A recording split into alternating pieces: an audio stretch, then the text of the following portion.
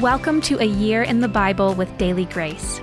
The Bible tells one big story of redemption, and we want to spend 5 minutes every day journeying through the Bible from start to finish and exploring how all of it points to Jesus.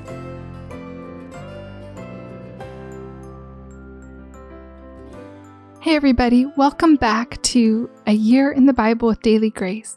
My name is Jenny, and we are already on the last day in 1 Corinthians. Is it just me, or did that go by fast?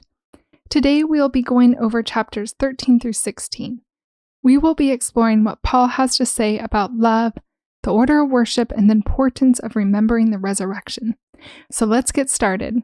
Yesterday, we talked about how Paul revealed how people were to use their spiritual gifts in love and for the church.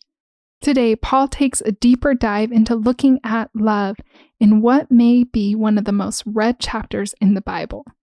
We often find 1 Corinthians 13 at weddings or even on Valentine's Day.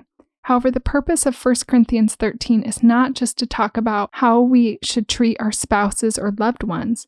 Rather, it is how we are to treat the body of Christ.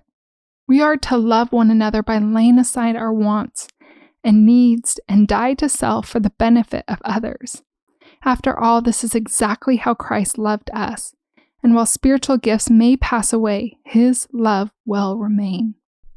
Paul then transitions from talking about loving one another to order in the church. This is something that sometimes confuses readers.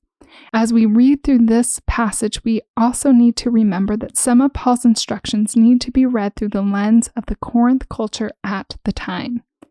That said, we can deduce that Paul was providing structure to church gatherings.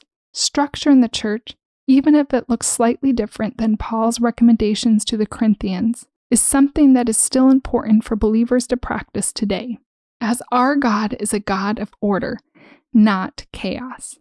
And as image bearers, we should seek to mirror this in all things, even our worship.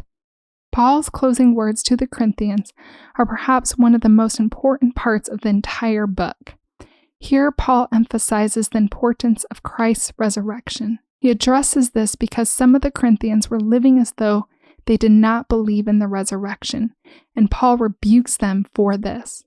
The resurrection of Christ is a primary issue in Christian doctrine, which means that it is essential to the Christian faith.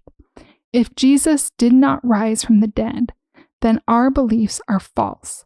Therefore, it is key that the Corinthians and Christians today not only believe in the resurrection of Christ, but live in light of Jesus' resurrection. This is also your encouragement for today.